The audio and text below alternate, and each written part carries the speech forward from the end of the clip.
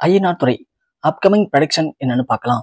இங்க நிலா, நிலாவுடைய அண்ணன், நிலாவுடைய அப்பா, சூர்யா இப்படி எல்லாருமே நிலாவை துரத்துறாங்க. நிலாவும் சோழனும் எப்படி இவங்ககிட்ட மாட்டக்கூடாது, இவங்க கிட்ட மட்டும் மாட்டணும்னா தேவையில்ல பிரச்சனைன்னு சொல்லிட்டு நிலாவும் சோழனும் அங்கேருந்து ஓடுறாங்க. ஆனா நிலாவை எப்படியாவது அழைச்சிட்டு போகணும், காலைல கல்யாணம் இருக்கு, நைட் ரிசப்ஷன் இருக்கு அப்படின்னு இங்க சூர்யா, அப்ப நிலாவுடைய அண்ணன், அப்பா 3 பேரும் துரத்திட்டே ஓடி வராங்க. ஆனா இங்க நிலா நிக்கிறதாவே தெரியல. சோழன், எப்படியா நம்ம இங்கேருந்து தப்பிச்சே ஆகணும். நிலா, நீங்க ஒன்றும் பயப்படாதீங்க, நான் பார்த்துக்கிறேன், நீங்க வாங்க அப்படின்னு இங்க நிலாவை சோழன் அழைச்சிட்டு ஓடுறான். அப்படி ஓடும்போது யாரும் எதிர்பார்க்கவே இல்லை. இங்க போலீஸ் கிட்ட சோழனும் நிலாவும் மாட்டிக்கிறாங்க. நில்லுங்க, 2 பேர் யாரு, எங்க ஓடுறீங்க அப்படின்னு சொல்ல அங்கிருந்து எஸ்ஐ ஒன்னே, சார் இந்த பொண்ணுடைய போட்டோ நம்மள்ட்ட இருக்கு நினைக்கிறேன், ஒரு நிமிஷம் இருங்க சார் அப்படின்னு சொல்லிட்டு இங்க எஸ்ஐயும் போய் பாக்குறாரு. பார்த்ததும், சார் இந்த பொண்ணு மிஸ்ஸிங் சொல்லி நம்மள்ட்ட ஒரு கம்ப்ளைண்ட் இருக்கு சார் அப்படின்னு சொல்லவும், அப்படியா, 2 பேரையும் ஸ்டேஷனுக்கு எடுத்துங்க வண்டியில அப்படின்னு சொல்லி ஸ்டேஷனுக்கு அழைச்சிட்டு போறாங்க. ஏன்னா சூர்யாவும் இங்க நிலாவுடைய அப்பாவும் ஏற்கனவே நிலாவை காணும்னு சொல்லி போலீஸ்ல கம்ப்ளைண்ட் பண்ணியிருந்தாங்க. அந்த டைமிங்ல நிலாவுடைய போட்டோவை அங்க கொடுத்து வச்சிருந்தாங்க. அதனாலதான் போலீஸ் பார்த்த உடனே நிலாவை அடையாளம் கண்டுபிடிச்சி மிஸ்ஸிங் கேஸ் அப்படின்னு சொல்லி ஸ்டேஷனுக்கு கொண்டு போறாங்க. இங்க சூர்யாவுக்கு என்ன பண்ண தெரியல. உடனே இங்க நிலாவோட அப்பாவும் விசாரிக்கிறாங்க நிலாவுடைய அண்ணன்ட்ட, டேய் யாரா இருக்கா இப்போ போலீஸ் ஸ்டேஷன்ல, நமக்கு தெரிஞ்ச ஆளா இருந்தா ஃபோன் பண்ணி சொல்லு அப்படின்னு சொல்ல, அப்பா நான் காலையிலேயே விசாரிச்சிட்டேன், அதிகாரிங்க மாறிட்டாங்களாம், இப்போ நமக்கு தெரிஞ்ச ஆளு யாருமே ஸ்டேஷன்ல இல்லப்பா, இருந்திருந்தா நாம இந்நேரத்துக்கு நிலாவை ஸ்டேஷனுக்கு கொண்டு போய் விட்டுக்க தேவையில்ல, நாமளே அப்படி நிலாவை அழைச்சிட்டு போய்க்கலாம். ஆனா இப்ப இருக்கிற ஆளு ரொம்ப ஸ்ட்ரிக்ட் ஆபீசராம், கண்டிப்பா அவர்கிட்ட நம்மளால எதுவும் பேச முடியாதுப்பா, அதனால வேற வழியே இல்லை, நிலாவை நாம ஸ்டேஷன்ல போய் தான் பார்த்தாகணும் அப்படின்னு சொல்ல, சூர்யா உடனே, மாமா என்ன பேசிட்டு இருக்கீங்க, யாரா இருந்தா என்ன, நீங்க வாங்க நம்ம ஸ்டேஷன்ல வச்சு எதா இருந்தாலும் முடிவு பண்ணிக்கலாம் அப்படின்னு இங்க இருந்து கிளம்பிடுறாங்க. இங்க ஸ்டேஷனுக்கு போனதும் போலீஸ் நிலாவை விசாரிக்கிறாங்க. அப்புறமா, உனக்கு கல்யாணம் இருக்குல்ல, இப்படி கல்யாணத்து அன்னைக்குதான் நீ ஓடி போகணுமா, உனக்கு இந்த பையனை பிடிச்சிருந்துச்சுன்னா உனக்கு என்னைக்கு பொண்ணு பார்த்தாங்களோ அன்னைக்கு உங்க வீட்டுல சொல்லிருக்கலாம்ல, அதை விட்டுட்டு இப்படி கல்யாணத்துக்கு முதல் நாள் ஓடி போனா நல்லாவா இருக்கு, உங்க குடும்பத்துல இருக்கவங்களும் கஷ்டப்படுவாங்கல்ல, ஏமா அப்படிலாம் புரிஞ்சுக்க மாட்டீங்க எல்லாரும் அப்படின்னு சொல்ல, இங்க நிலா யோசிச்சு நிக்கிறாங்க. அது இல்லாம இந்த பையனை பிடிச்சிருக்குன்னா நீ அழைச்சிட்டு போயிட்டு அப்பயே கல்யாணம் பண்ணிக்கலாமே, அதை விட்டுட்டு எதுக்கு இப்படி ஓடிட்டு இருக்க அப்படின்னு சொல்ல, அப்பதான் நிலாவுக்கும் சோழனுக்கும் புரியுது. சொல்லணும்னு, சார் நீங்க தப்பா புரிஞ்சுட்டு இருக்கீங்க அப்படின்னு சொல்ல வரத்துக்குள்ள இங்க நிலாவுடைய அப்பா, அண்ணன், சூர்யான்னு எல்லாம் வந்துடுறாங்க. நிலா, என்ன காரியம் பண்ணிருக்க நீனு, உனக்கு கல்யாணத்துல விருப்பம்னா இப்படிதான் பண்ணுவியா, உனக்கு கல்யாணத்தை விருப்பம்னா சொல்லலாம் எங்கள்கிட்ட, நாங்க என்ன பண்ணலாம்னு யோசிச்சிருப்போம்ல, அதை விட்டுட்டு இப்படி நைட் ரிசப்ஷன் இருக்கு, காலையில கல்யாணம் இருக்கு, இந்த நேரத்துல வீட்டை விட்டு ஓடி வந்திருக்கே, அதுவும் இந்த பையன் கூட, ஏன் இப்படி பண்ணீங்களா அப்படின்னு கேட்க, என்னப்பா சொல்றீங்க, எனக்கு கல்யாணத்தை விருப்பம்னு சொல்லியிருந்தா விட்டுருப்பீங்களா, ஏப்பா அப்ப உங்களுக்கு தெரியாதா எனக்கு இந்த கல்யாணத்தை விருப்பம் இல்லைன்னு, உங்ககிட்ட நான் எத்தனை வாட்டி சொல்லிட்டேன்ப்பா, இவனை பாருப்பா, இவன் பார்க்கறதுக்கே சைக்கோ மாதிரி இருக்கான்ப்பா, இவன் சைக்கோ தான் உண்மையாவே, எனக்கு இவன் கூட சேர்ந்து வாழ்றதுக்கு விருப்பம் இல்லப்பா, நான் உங்கள்கிட்ட சொல்லிட்டேன், ஆனா நீங்க கேட்கல, எப்படி நீங்க இவன் கூட தான் சேர்ந்து வாழ்ந்தாவும் அப்படின்னு என்ன நீங்க ஃபோர்ஸ் பண்றீங்க, எனக்கு வேற வழி தெரியல, அதனாலதான் நான் வீட்டை விட்டு ஓடி வந்தேன். பாத்தீங்களா மாமா, இவள்கிட்டலாம் ஏன் மாமா பேசிட்டு இருக்கீங்க, இவள்கிட்டலாம் பேசுறதே வேஸ்ட் மாமா, விட்டா இஷ்டத்துக்கு பேசுவா, இவ எப்படி இவன் கூட ஓடி வந்தான்னு தெரிஞ்சதோ அப்பயே இவளை அடிச்சு இழுத்துட்டு போனோம்.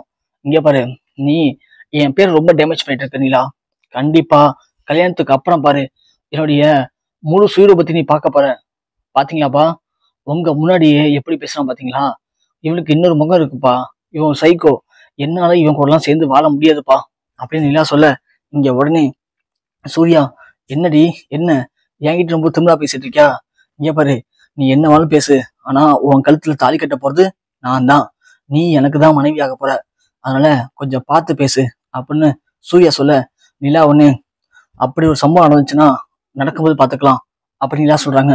நிலாவோட அப்பா ஒண்ணு, நிலா இங்க பாரு, எதா இருந்தாலும் வீட்டுல போய் பேசிக்கலாம், வா முதல்ல வீட்டுக்கு போகலாம், இல்லப்பா என்னால வர முடியாது, இனிமே நான் உங்க கூட வர மாட்டேன், எனக்குன்னு லட்சியம் இருக்கு, எனக்குன்னு கனவு இருக்கு, நான் அது பின்னாடி தான் போக போறேன், என்னால உங்க கூட உங்க பேச்சு கேட்டு இந்த சைக்கோவை என்னால கல்யாணம் பண்ணிக்க முடியாதுப்பா, என்ன மன்னிச்சிருங்க அப்படின்னு நிலா சொல்றாங்க.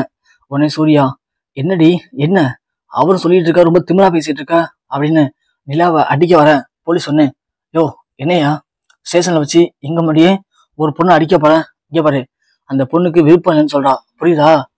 அந்த பொண்ணுக்கு விருப்பம் இல்லாம அந்த பொண்ணு நீ கல்யாணம் பண்ண முடியாது, பண்ணா அதுவும் குற்றம் தான், அதை மனசு வச்சுக்கோ அப்படின்னு சொல்ல, அப்படி இல்லை சார், இங்க பாரு, என்ன உனக்கு விருப்பம் இல்லையா, சொல்லு பாப்போம், இங்க பாருன்னு சொல்லி நிலாவை கையை பிடிக்க வர நிலா ஒண்ணு சூர்யாவை தட்டி விடுறாரு.